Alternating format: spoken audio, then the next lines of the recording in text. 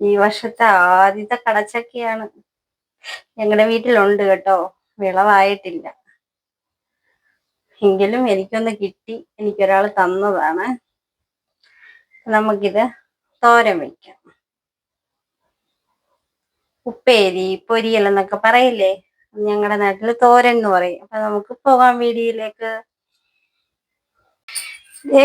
ഇപ്പോൾ ഈ കടച്ചക്ക അരിഞ്ഞിടുന്നത് വെള്ളത്തിലാണ്, അല്ലെ ഒരു ചുമപ്പ് കളറാകും ഇത് വെള്ളത്തിലിടാതെ അരിഞ്ഞാലേ. അപ്പൊ നമുക്ക് കുറച്ച് വെള്ളം എടുത്തിട്ടുണ്ട്.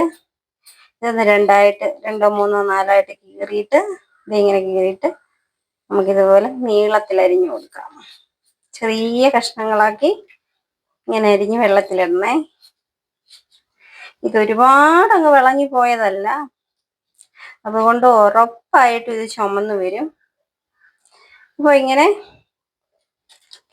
കീറിയിട്ട് നീളത്തിലരിഞ്ഞ് നമുക്ക് വെള്ളത്തിൽ തന്നെ ഇടണം, ഇതിന് കറ പോണമെങ്കിലേ. കറ ഇരുന്ന് അല്ലാതെ അരിഞ്ഞു വെച്ചാൽ ഇത് ചുമന്ന കളറായിട്ട് വരും.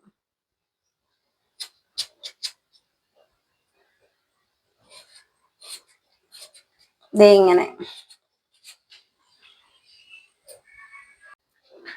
ദേ നമുക്ക് തേങ്ങ ഇട്ട് കൊടുക്കാവേ. തേങ്ങ ചതച്ചെടുക്കാനാണ്, തോരനാണ് വെക്കുന്നത്. അപ്പം കുറച്ച് തേങ്ങ ഇട്ട് കൊടുത്തു. അടുത്തതായിട്ട് വെളുത്തുള്ളി, കുറച്ച് മഞ്ഞൾപ്പൊടി, പച്ചമുളക് ഞാൻ അരിഞ്ഞു വെച്ചിട്ടുണ്ട്, അതുകൊണ്ട് പച്ചമുളകൊന്നും ചേർക്കുന്നില്ല. ഇതിനകത്ത് ജീരകവും ഒന്നും ചേർക്കുന്നില്ല. ചിലർ പെരുംജീരകമൊക്കെ ചേർക്കും, പക്ഷെ എനിക്ക് ഇഷ്ടമല്ല അതിന്റെ ടേസ്റ്റ്, അതുകൊണ്ട് അത് ചേർക്കുന്നില്ല.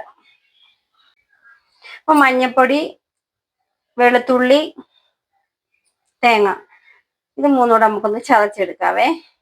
അപ്പൊ പച്ചമുളക് ഞാൻ അരിഞ്ഞു ചേർക്കുന്നുണ്ട്, അപ്പൊ ചതച്ചെടുക്കുന്നില്ല.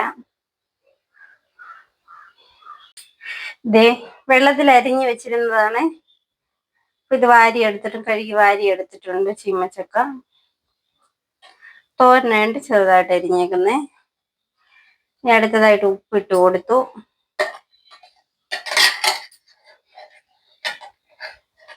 അടുത്തതായിട്ട് പച്ചമുളക് അരിഞ്ഞതിട്ട് കൊടുത്തു. അടുത്തതായിട്ട് നമുക്ക് അരിഞ്ഞു വെച്ചിരിക്കുന്ന സവോള ഇട്ട് കൊടുക്കാം. ഇനി ചതച്ച് വെച്ചേക്കുന്ന തേങ്ങ ഇട്ട് കൊടുക്കാം.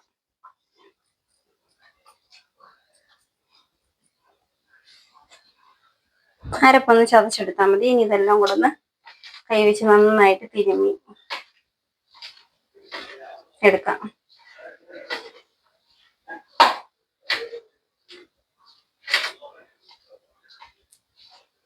ഓക്കെ, ചട്ടിയൊക്കെ ചൂടായി വന്നിട്ടുണ്ട്. ഇനി നമുക്ക് കുറച്ച് വെളിച്ചെണ്ണ ഒഴിച്ചു കൊടുക്കാം.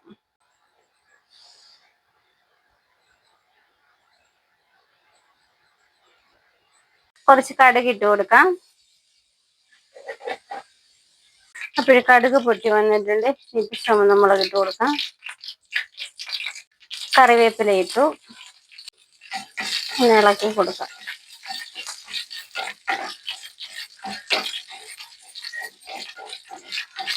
ഇനി അരിഞ്ഞ അരപ്പൊക്കെ പരട്ടി വെച്ചേക്കുന്ന ചീമച്ചക്ക നമുക്ക് ഇതിലേക്ക് ഇട്ട് കൊടുക്കാം.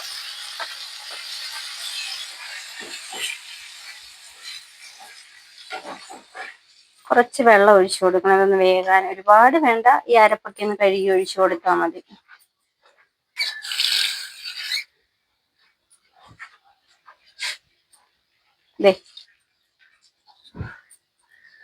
ഇനി ഇതൊന്ന് മൂടി വെച്ച് വേവിക്കാം. കുറച്ച് മല്ലിപ്പൊടി ചേർക്കുന്നുണ്ടേ. ഇനിയൊന്ന് മൂടി വെക്കാവേ. ഇതൊന്ന് മൂടി വെച്ച് വേവിക്കാവേ. ഇതൊന്ന് വേവട്ടെ. ഒന്ന് തുറന്ന് നോക്കാം എന്തായെന്നേ. ഒരുപാട് നേരം മൂടി വെക്കണ്ട, പെട്ടെന്ന് വേകുന്നതാണേ.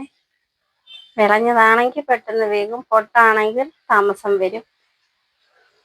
ഇതൊരുപാട് വിളഞ്ഞ ചക്കയല്ല, അതുകൊണ്ട് ഇച്ചിരി വേഗമുണ്ട്.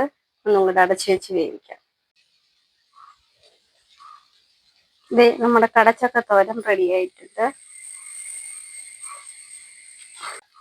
അപ്പോൾ അടുത്ത ഒരു വീഡിയോ കാണുന്നിടം വരെ ബൈ.